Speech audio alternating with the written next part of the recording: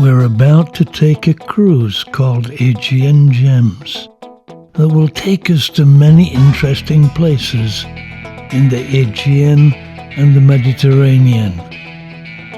Our starting point is Limassol on the island of Cyprus. Our ship is the Marella Discovery 2.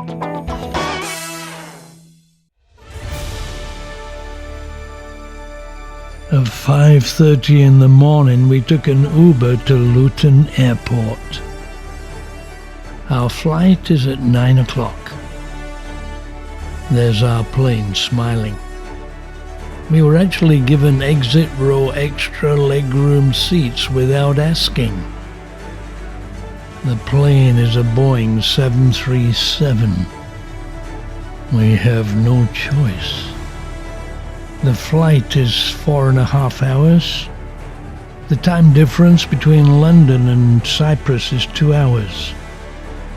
We'll join the ship there and sail away tonight.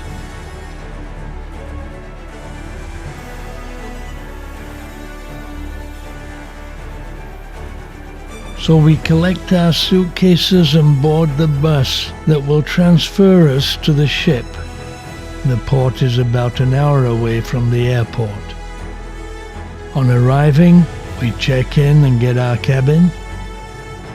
The Discovery 2 is our ship, and we've never sailed on it before, though we've both sailed on the Discovery in the Caribbean. I was able to get an upgrade to a suite. So we are in the suite. It's called the Couture Suite. There's Nate.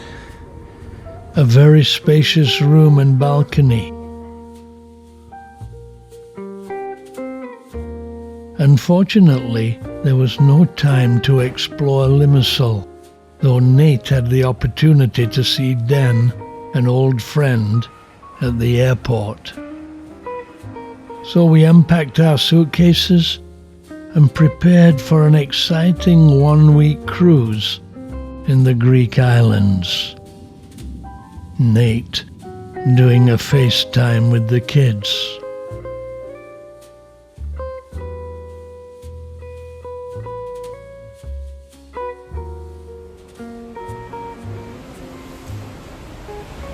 Next day.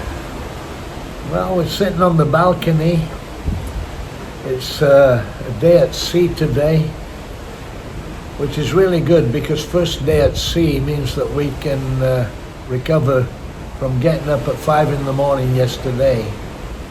So we're having a relaxing day. We have our coffee, go down for breakfast in a moment, and tomorrow we'll be in Kushadasi and visit the ancient biblical ruins of Ephesus. Every morning, Nate goes down to the coffee port at 7 a.m. and gets us coffee, which we drink on the balcony. After coffee, we go down for breakfast, and already we're beginning to feel excited at being on another cruise. And guess what? Kippers today.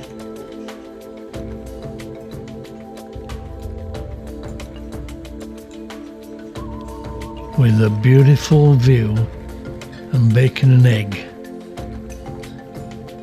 We sat next to people we'd met on the plane, so we enjoyed a chat. Catherine and David. Yeah. Being in a suite meant we could enjoy the executive lounge, a quiet place with a beautiful view. We then had a look around the ship.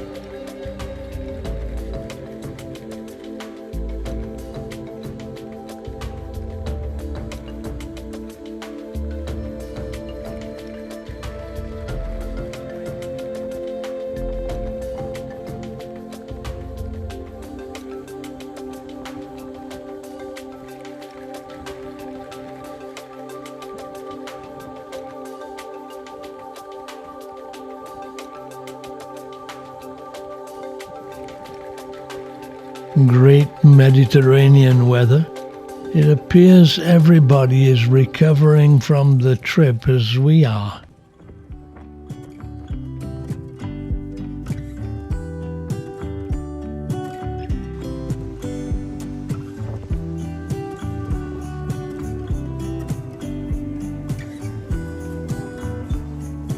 Time for another coffee.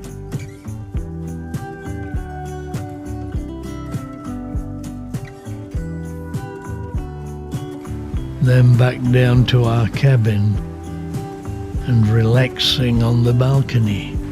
In the distance, the island of Carpathos. Over to the right is Rhodes, where we'll come later. This is a shipping lane, and other vessels are passing by. Great to be in the Med again. First shot of the morning, approaching Kusadasi. We're due to arrive in about an hour. In the distance, mainland Turkey.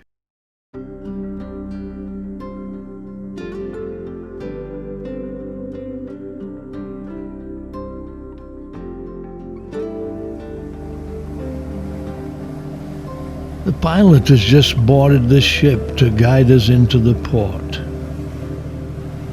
From here we'll visit the ancient biblical city of Ephesus. Are we following in the footsteps of the Apostle Paul? Not really. In ancient times, Ephesus had its own port, reached from the Aegean Sea by a long narrow inlet that silted up long ago.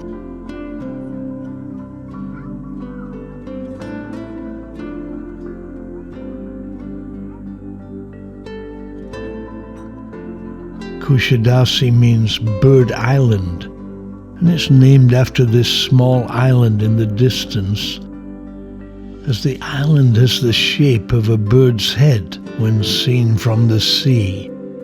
The English name is Pigeon Island, on which Kusadasi Castle was originally established in the 13th century to protect from pirates and enemies. The present castle was built in 1826, and it's a great place to visit.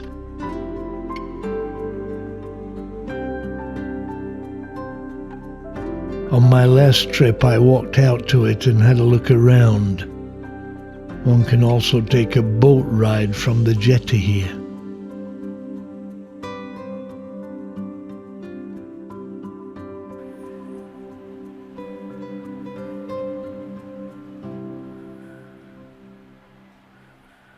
The name is pronounced Kusadasi in Turkish, as the first S has an accent. The statue on top of the hill is Mustafa Kemal Atatürk, founding father of the Republic of Turkey. We're soon docked and eating breakfast. Another cruise ship coming in, and another fine day.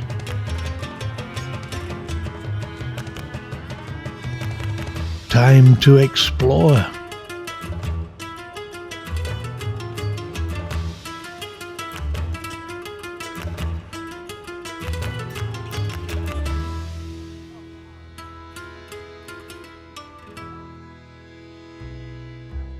We walked into town after breakfast. Kusadasi is an interesting place to stroll around. As we walked through the town, I was reminded of my last visit with Professor Alex. We ate a local meal here in one of these restaurants. The plan is to get a taxi to Ephesus.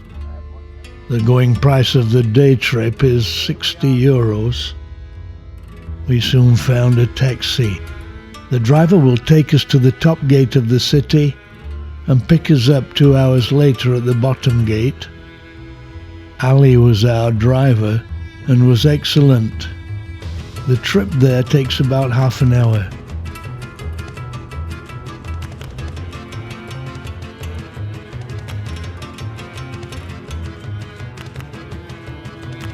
Entry ticket into the site, €40.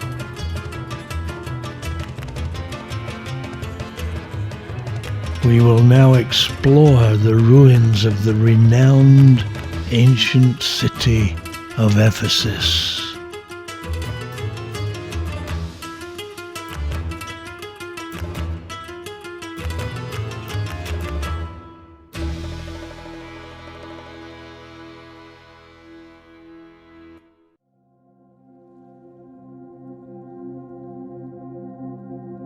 The ruins of Ephesus are remarkable. At one time a flourishing Roman city that actually had a port on the Aegean Sea. This map showing the shoreline in AD 60. The long channel gradually silted up, and as a result, Ephesus was largely abandoned as it became unusable for ships, and thus trade declined. The first place we encountered was one of the marketplaces, called the State Agora, one of the two commercial areas, and where people would gather to discuss political subjects. It was open to the public, and it's recorded that women and even slaves were permitted to attend the meetings there. An agora means an open space, and it was from this Greek word that the word agoraphobia, meaning a fear of open spaces or crowds, was derived. All four sides of the agora were surrounded by marble column galleries, and the Basilica Store, in the distance here, the royal colonnade, was built in AD 11.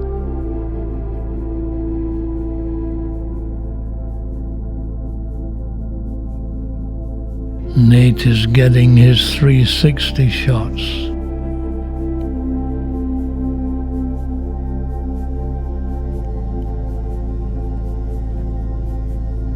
In New Testament times, Ephesus was one of the most important cities in this region, and certainly the Apostle Paul would have walked down this road.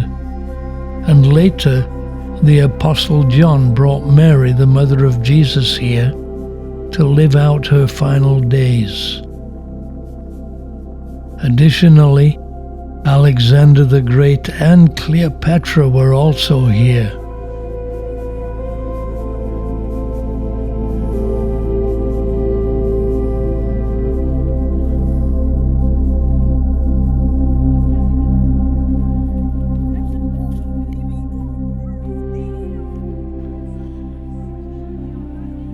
This is the Memmius Monument, commemorating the victory of Sulla, the Roman dictator, in 87 BC. This is the Temple of Domitian. Numerous fig trees here. The fruit on this one almost ripe.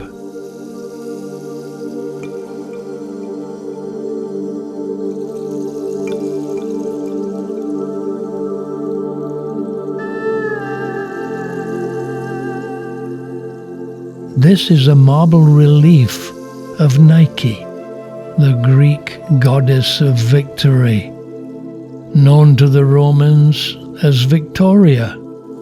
If your name is Nicholas or Nicola, you're a winner, as is Victoria. On each side of the road here were shops, the ancient high street of Ephesus. Between these columns, the high street shops. Ephesus used Greek writing because it was founded by Ionian Greeks, making Greek the city's first language. The Temple of Hadrian here dates back from the 2nd century. Here today we find the ruins of everything from bathhouses to brothels. Today, throngs of people walk where the ancients walked.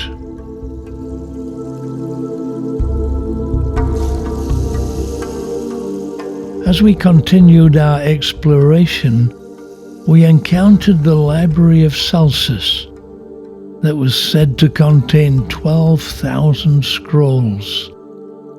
It was the third largest library in the Roman Empire, after Alexandria and Pergamum. The statue of Celsus that used to stand here is now in the museum in Istanbul. Though Celsus is actually buried here in a crypt beneath the library. Even after 1900 years, this is an impressive edifice. Travel enables us to have these experiences when we literally stand in history and imagine what happened here thousands of years ago.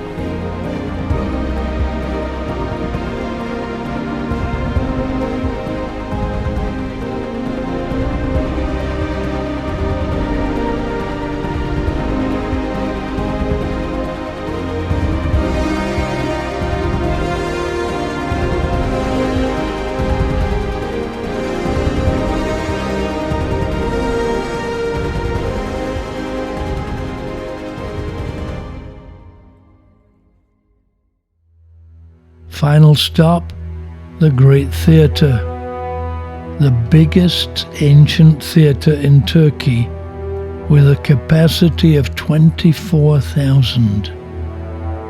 Gladiators fought here. The Apostle Paul faced a riot here in this very place and fled for his life. His preaching of Christianity had affected the sales of silver shrines of Artemis, and a silversmith named Demetrius didn't like it and started a riot. Acts 19:23. Not only Roman and Greek history here, biblical scenes too. Today this theatre is also famous for modern events and concerts with Elton John, Lionel Richie, Pavarotti and Sting have all performed here. This has certainly been an enjoyable day. After a memorable visit to ancient Ephesus, we called Ali, our driver, who was waiting for us, and he's driving us back to Kusadasi. When we arrived, we had a snack overlooking the ships and the harbour, a relaxing way to end our visit.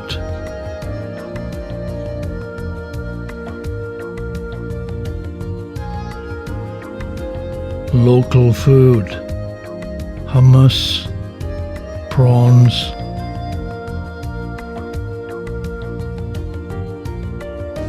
and fresh orange juice with assorted breads. Very nice. Cost about 35 euros. With a delightful view. I love these interludes when we can relax and enjoy.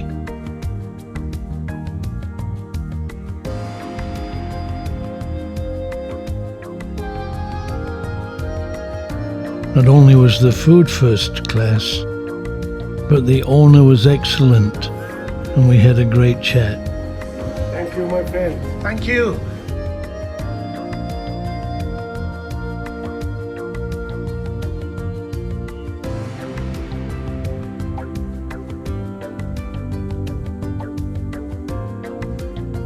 Got back to the ship after buying gifts at 4:30. A great day. So we boarded the ship and began our sail away.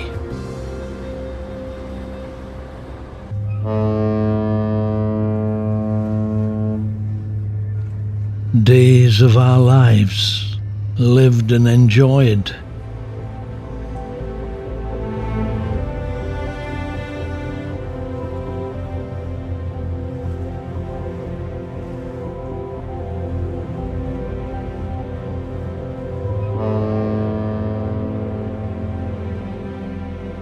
An early dinner with a view, after which we went up on deck to watch the sun go down on another wonderful day. Tomorrow we'll visit the iconic Greek island of Mykonos, perhaps the highlight of the cruise.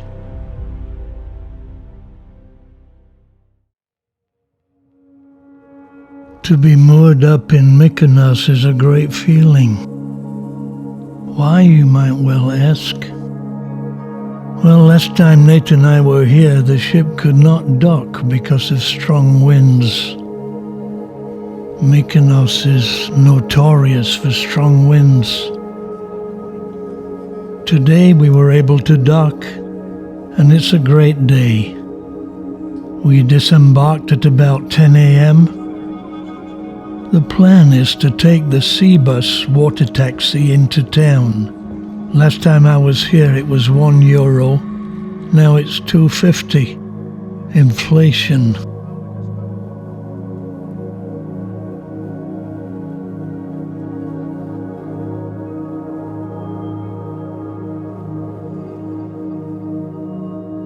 Not a cloud in the sky. It's an enjoyable ride into town. There is a bus, but it's not as much fun. So off we go.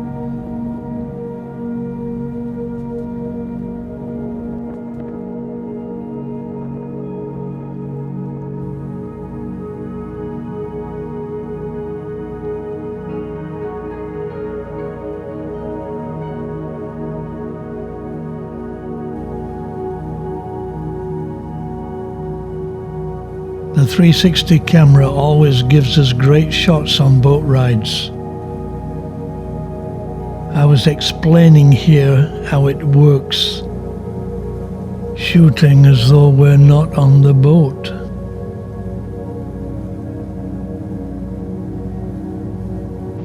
Interesting angles.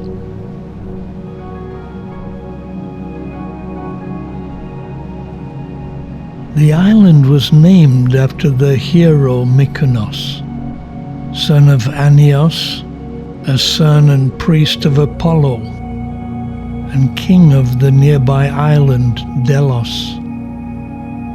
According to Greek mythology, Mykonos is where the giants slain by Hercules were buried. It's relatively small, an area of only 33 square miles. Its highest point is only 1,200 feet. That's where the windmills are, overlooking the town of Kora. Its nickname is the Island of the Winds, explaining why there are windmills here. Population around 10,000, except when the cruise ships are in. So we set out to explore a very pleasant harbour, and for me, bringing back memories of my trip here with Rachel.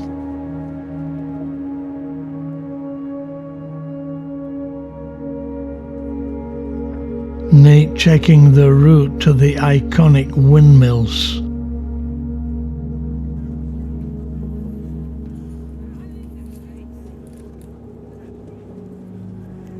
Getting the first shots.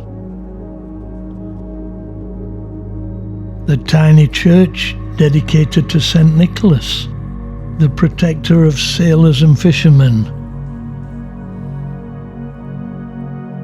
Indeed, a pretty harbour.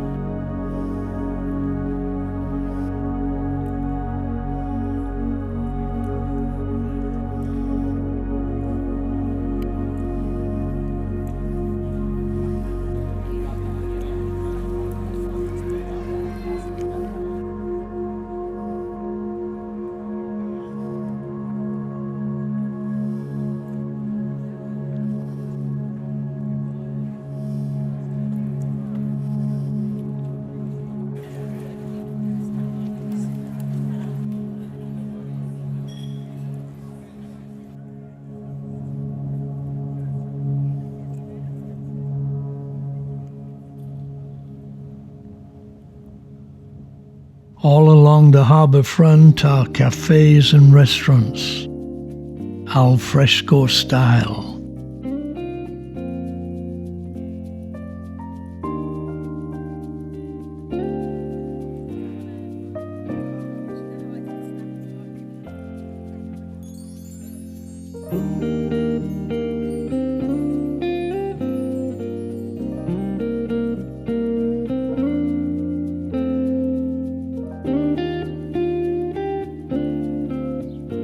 So we strolled into the town, the narrow streets with whitewashed walls and flat roofs being a well-known characteristic of the island.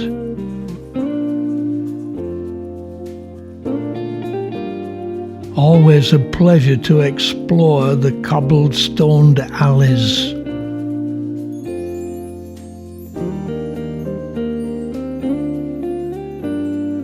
Plenty of shops and cafes.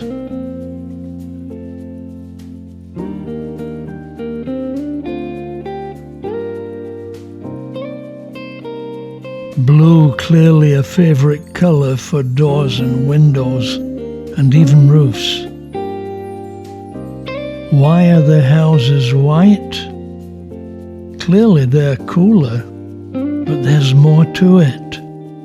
In 1938, there was an outbreak of cholera here. The government made it mandatory to paint all houses with whitewash, which is basically calcium hydroxide and water, a very strong disinfectant. That's why in past times lavatories were often whitewashed. It's a fascinating place. Every now and then, narrow alleyways lead us into a completely different scenario. It's easy to get lost. Apparently, in times past, these intricate narrow alleyways were actually a protection against pirate attacks, in that the pirates would get lost inside the town and find it difficult to get back to their ships.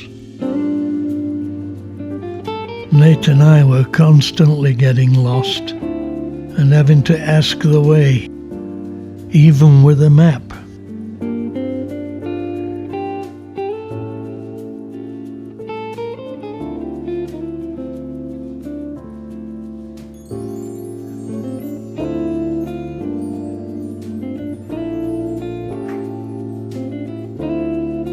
Every now and then, we came across pretty squares with trees.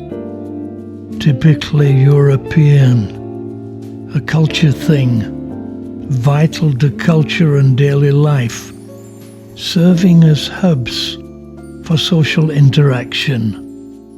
Hence, there's always a place to sit.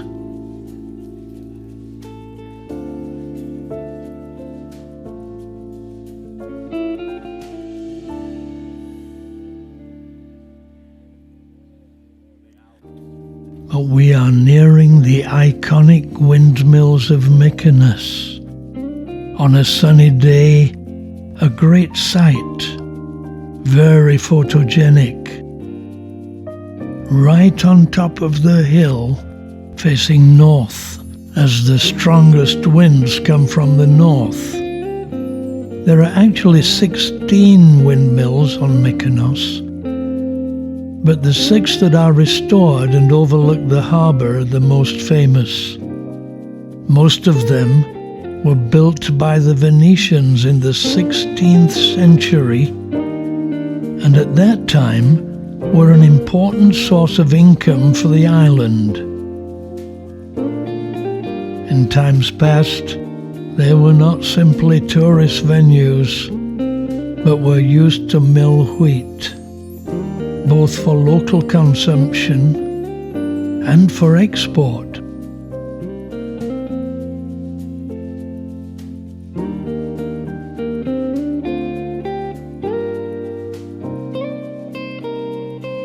Great view from up here.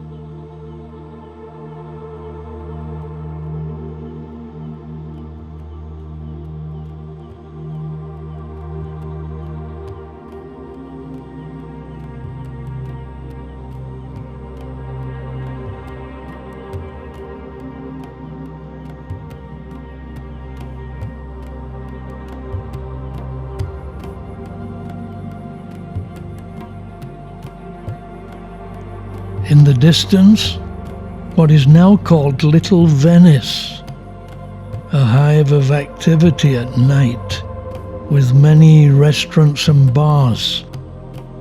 One can sit by the sea and enjoy a coffee or a meal. Very popular.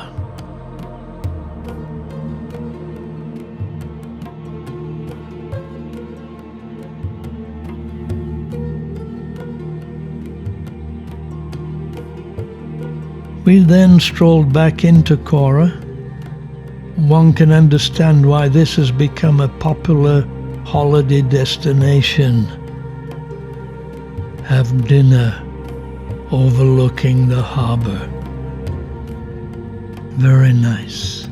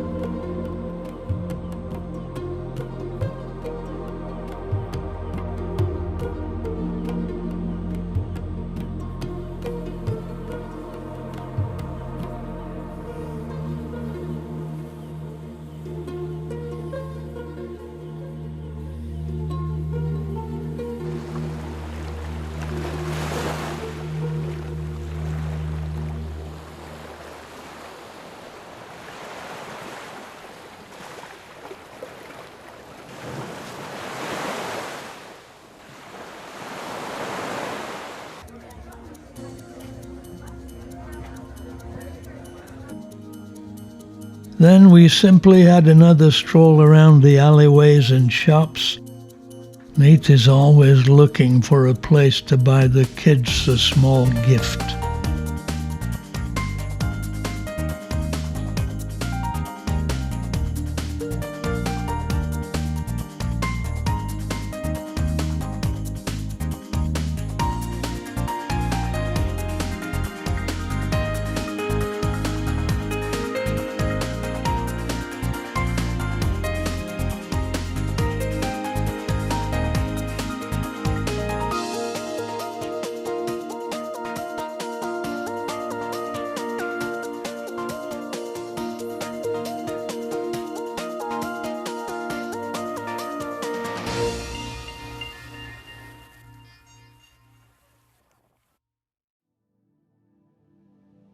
We then caught the sea bus back to the ship and get ready to sail away. Tug is waiting to take us out.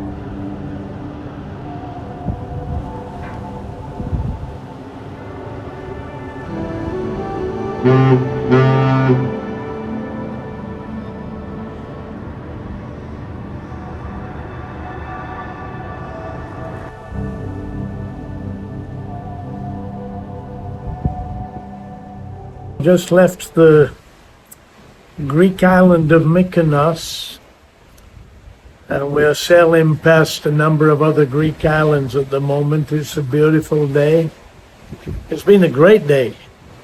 It is rain forecast tomorrow, but we've had a wonderful day in Mykonos and done some great things. So looking forward now to just go and have a meal up either in the Italian restaurant or in another restaurant called the Glass House. It's been a great day.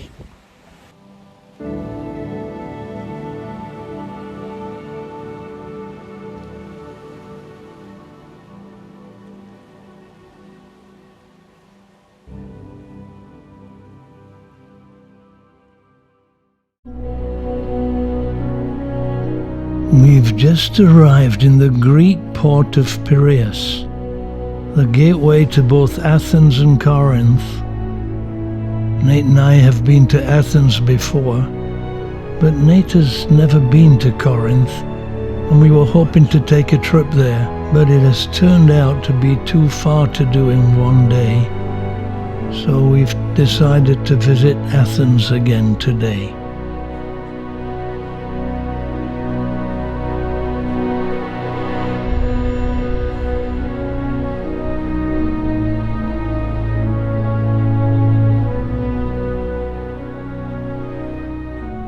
We had our coffee on the balcony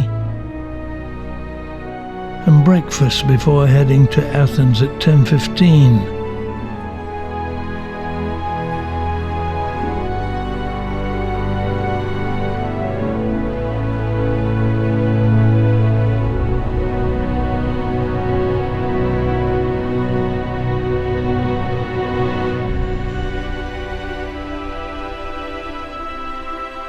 A cloudy day today, but quite warm.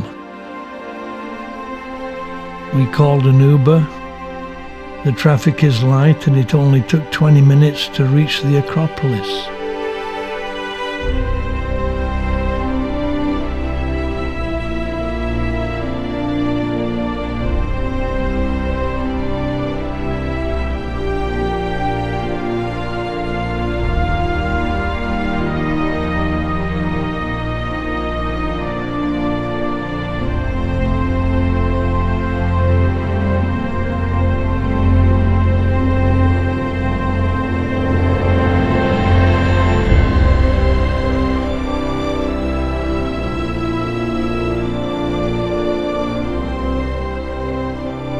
First thing we saw was an Athenian soldier with his legendary hoplite shield.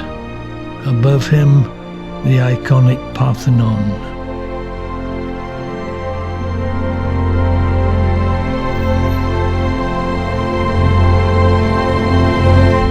So we began our ascent, catching glimpses of what awaited us at the top.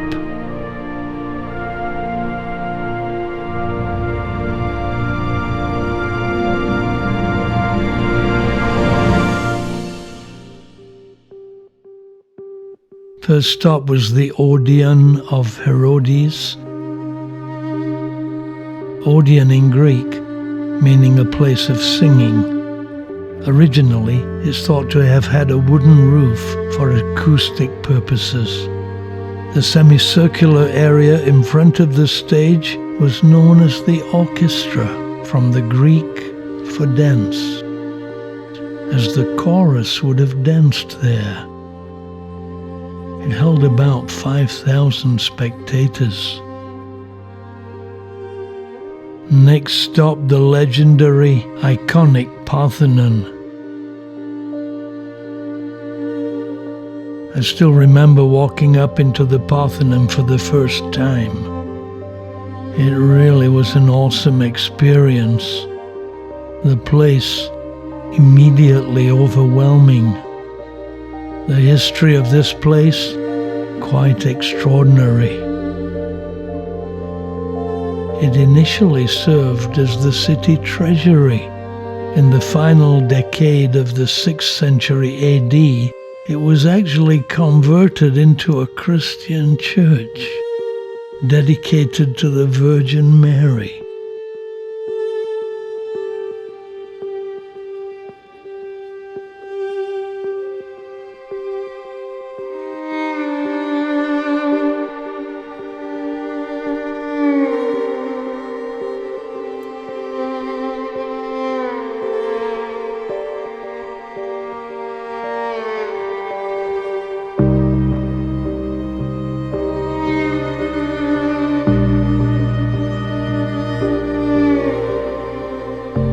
Nate getting his time lapse, 12 minutes.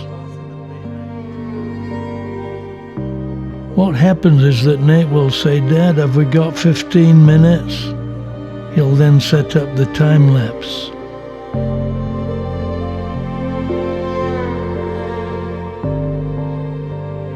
So we got a 360.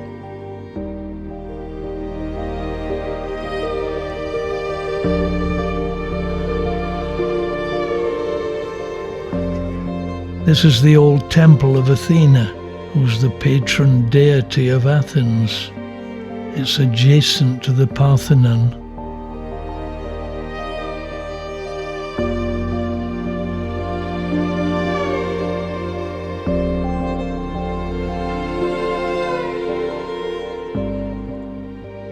All the sites are documented for visitors.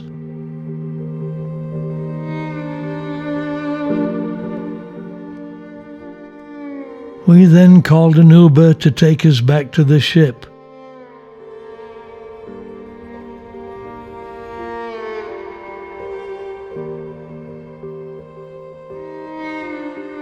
And 20 minutes later we were back. Nate checking out gifts for the kids, then back aboard.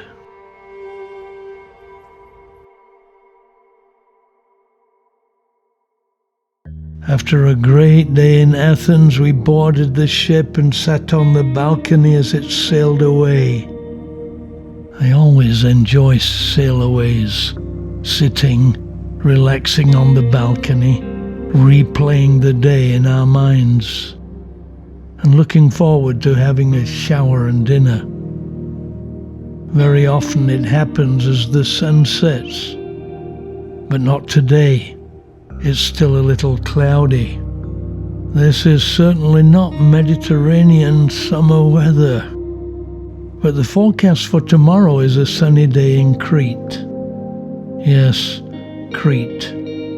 One of the joys of cruising is that one does not have to go to the airport, catch a plane 2 hours later, and sit in a cramped seat for 4 hours. We just go to bed. When we wake up, voila!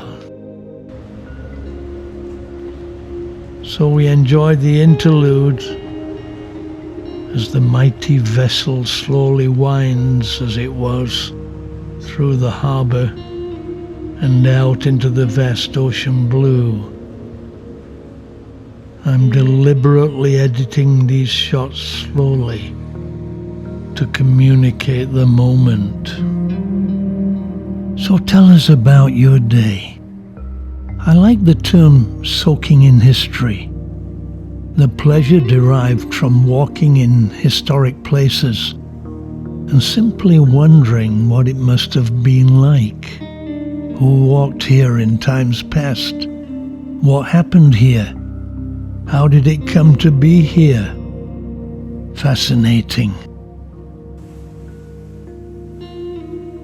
As we emerge from the port, we pass other fellow travellers, some gently sailing along, others more purposefully advancing.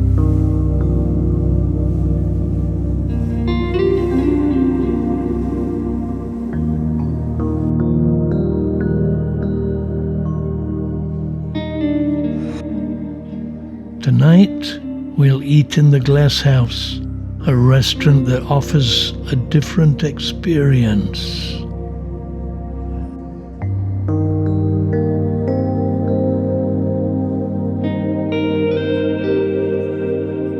Triple starters,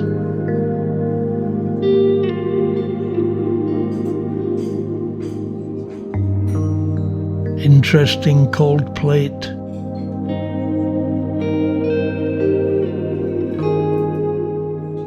delicious dessert, and a sea view. Another great day.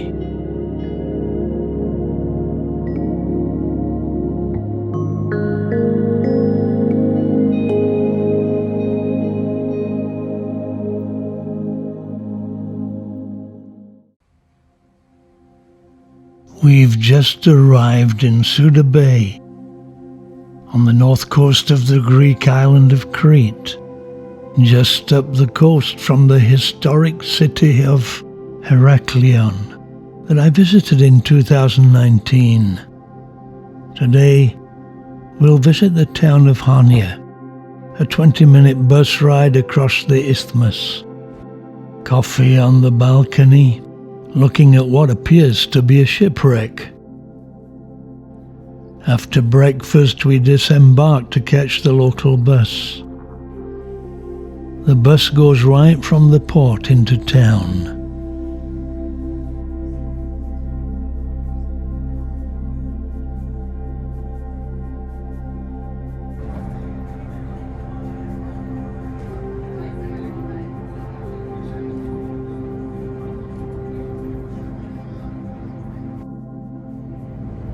Well, heading into Suda Bay.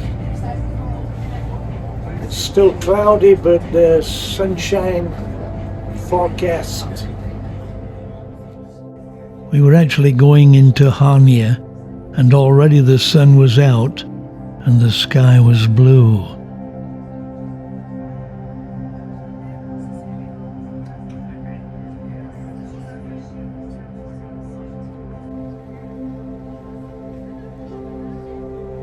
Hania is an old Venetian port on the site of the ancient Minoan settlement the Greeks called Kydonia, and it's even mentioned in Homer's Odyssey.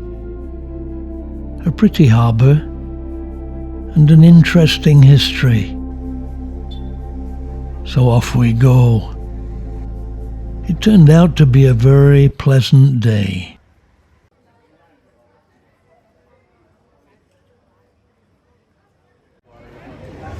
Well, last time we were here, 3 years ago. Hania was ruled at different times by powers that understood its strategic importance, such as the Byzantines, the Arabs, the Ottomans, and the Venetians, even the barbaric Germans in World War II. Since the 1990s, the city has prospered, and it's now a flourishing tourist resort, the main pastime being a stroll around. So that's what we did.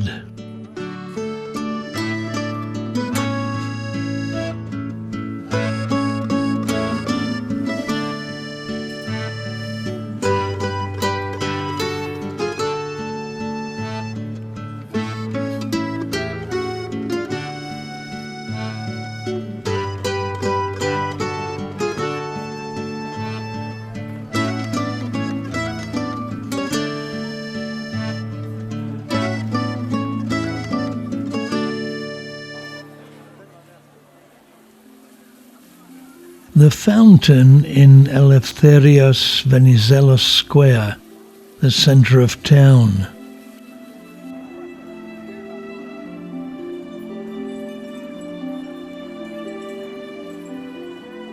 The scenic harbour, a pleasure to behold.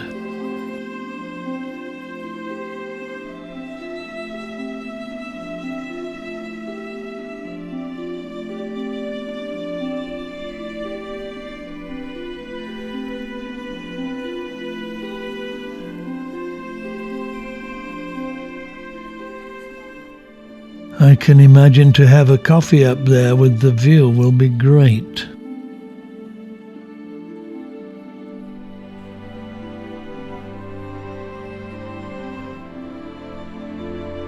Tourist shops encircle the harbour.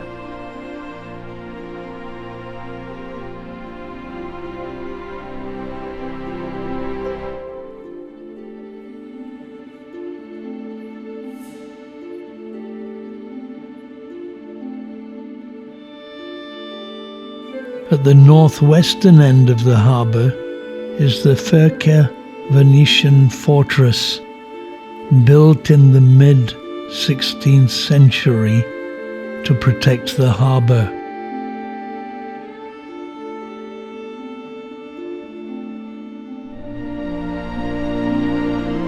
One thing I love about Hania Harbour is that the sea comes right up to the wall.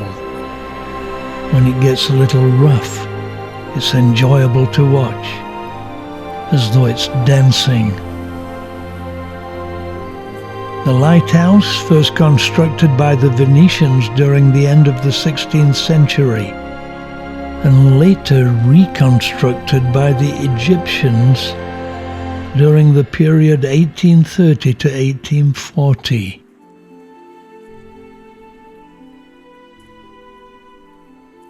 We then walked over to the marina in the eastern end of the harbour.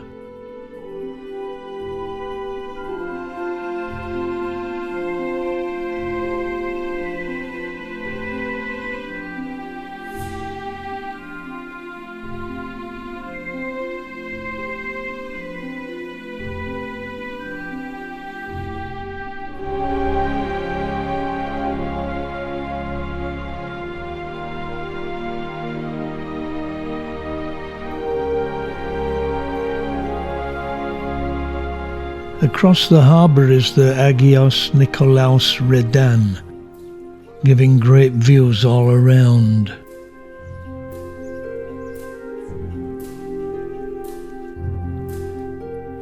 Horse and carriage rides being a favourite pastime as they take tourists for a trip around the port.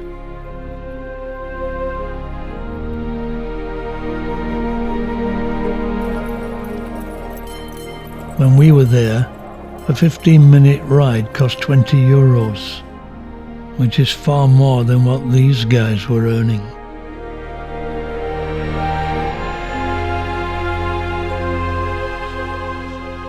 Plenty of places to have a drink and a snack. The mosque here was built on the grounds of a former church, using parts of that building.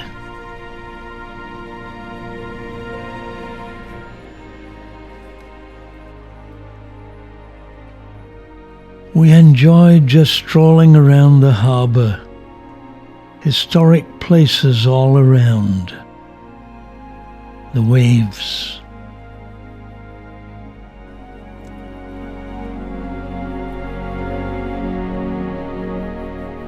We then got the bus back to the ship.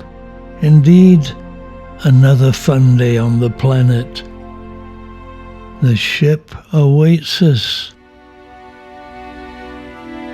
After such a day, it's a pleasure to get back, take a shower, get ready for dinner, and then watch the ship sail away.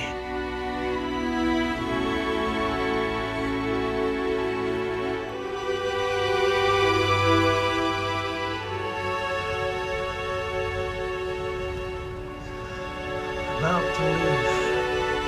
5 o'clock. There's usually a pilot who takes the ship out. Here he comes.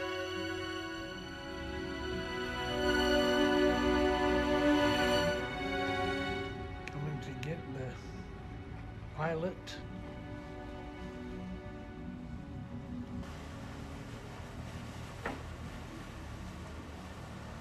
When he leaves, he sounds goodbye. The ship responds.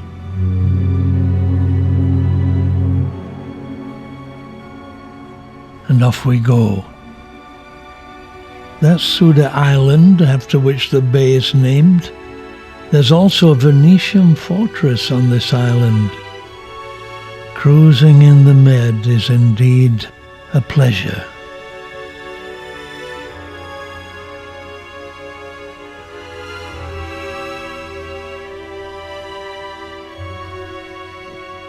We then get a sunset.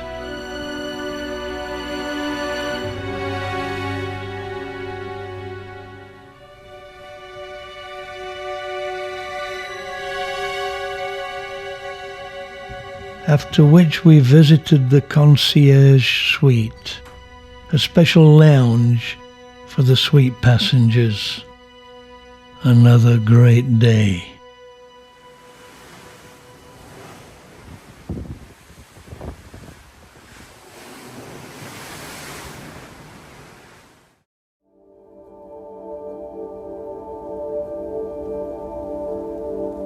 We've just docked in the scenic town of Marmaris.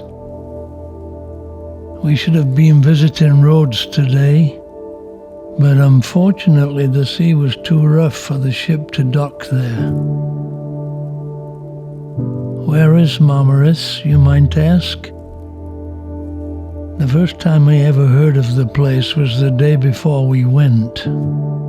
It's situated in the southwest corner of Turkey, on the Turkish Riviera, just north of Rhodes.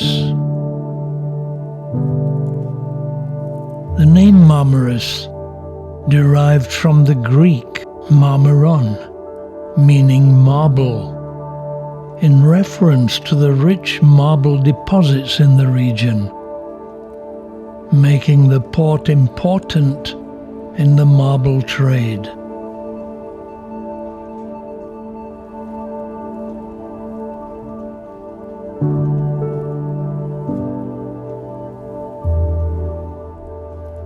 It has a varied history. Herodotus records that there has been a castle on the site since 3000 BC. At one time, the region was ruled by the Persian Empire. It was then invaded by Alexander the Great in 334 BC. Then in the mid-15th century, the Ottoman Empire conquered and totally rebuilt the castle.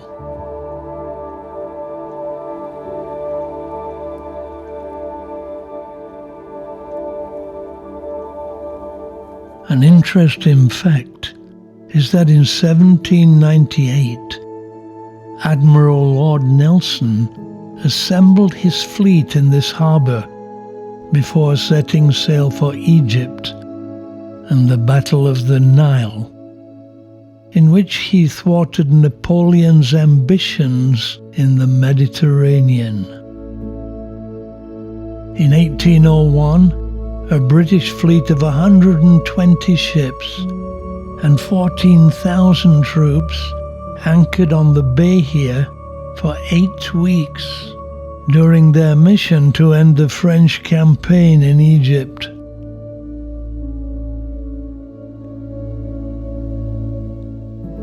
It's now a tourist town, and so we'll explore a little and enjoy the sights.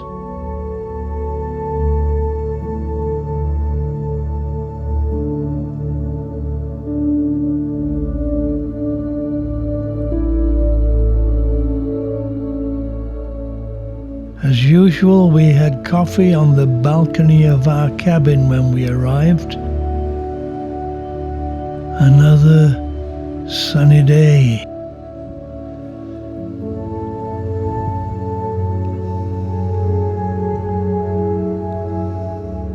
Clearly popular with visiting sailors.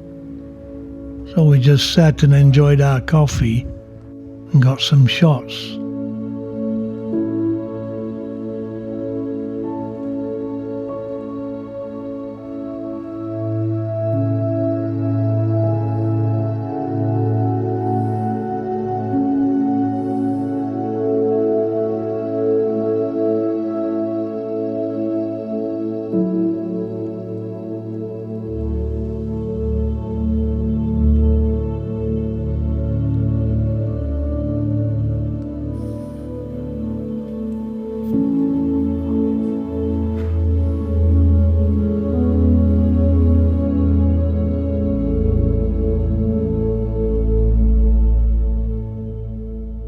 We then went ashore to explore. Nowadays, most visitors to Marmaris come for the beaches and the water sports, but many take day trips to the nearby Greek islands of Symi and Rhodes, only an hour away by catamaran. It was a pleasure to stroll around. Initially, I was sad that we'd missed Rhodes, but I've been there before with Rachel and was not expecting Marmaris to be so beautiful. It was also a surprise to visit a place I'd never heard of. Our cruise ship moored up right in the bay, only a short walk from the town. We really enjoyed the morning here. As scenic a place as any place in the Med, having a charm of its own.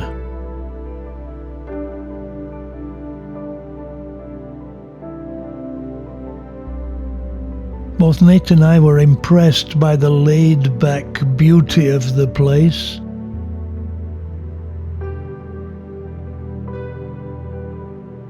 Gardens, palm trees, flowers and lawns.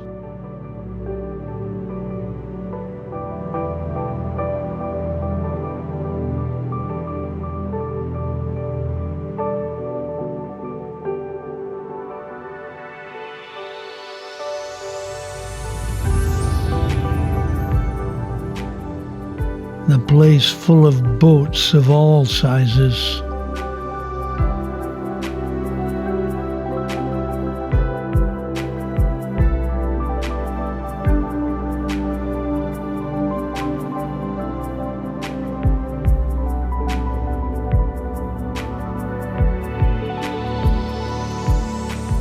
We thoroughly enjoyed a stroll through the town.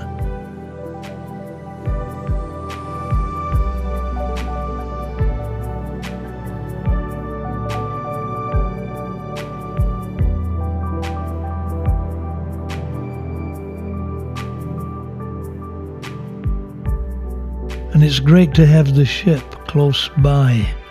No need to worry about getting back on time.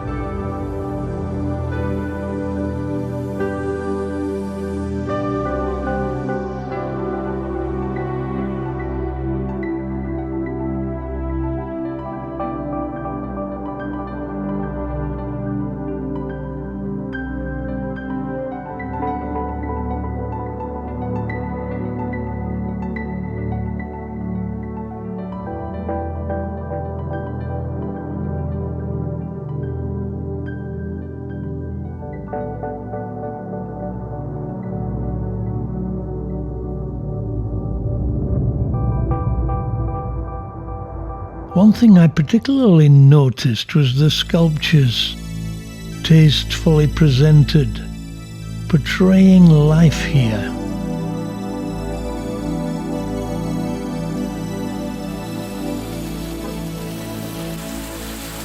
The kids playing.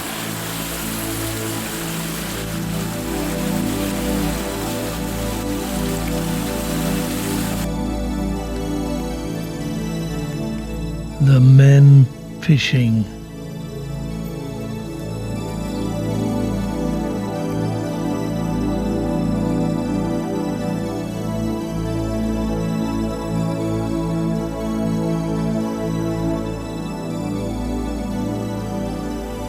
Clearly, great care has been taken to preserve its beauty, making it a very attractive place.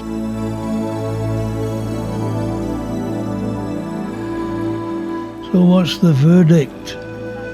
Certainly worth visiting, and I would even like to return and spend a few days here. Not because there's something spectacular to see, but simply because it is a beautiful place and a great place to relax, enjoy the food, and soak in the atmosphere.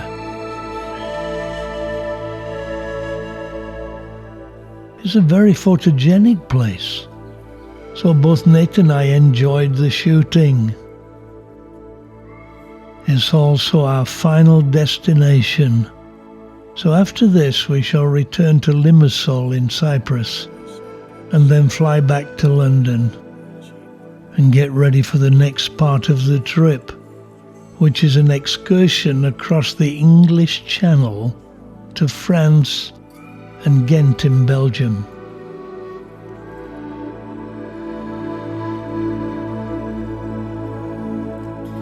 So our cruise is coming to an end. My goal is to die with memories, not dreams. I can thus reminisce of travels in well over 100 countries. Strangely, I often find myself saying, we can't do that anymore. We visited Machu Picchu before the crowds. We saw Haiti when it was safe to go. Many memories that can't be repeated. For me, the highlight of my travels has always been that I did it with someone. So for Nate and me, this time has been special as usual, more enjoyable than any dream. When I think of Marmaris on this trip, it reminds me of what the Dalai Lama said. Once a year, go someplace you've never been before. For Nate and me, that's something we're always trying to do. For me, the most important thing about travel is imagination. A castle or a cathedral takes on another facet when we consider how it got here. So 1,000 years ago, an artisan or a workman placed bricks together and created a legacy that outlives his being. What's written on the Sistine Chapel ceiling? Michelangelo was here. Did you know the oldest? Adam was here. It's written on my iPad. The Apple logo.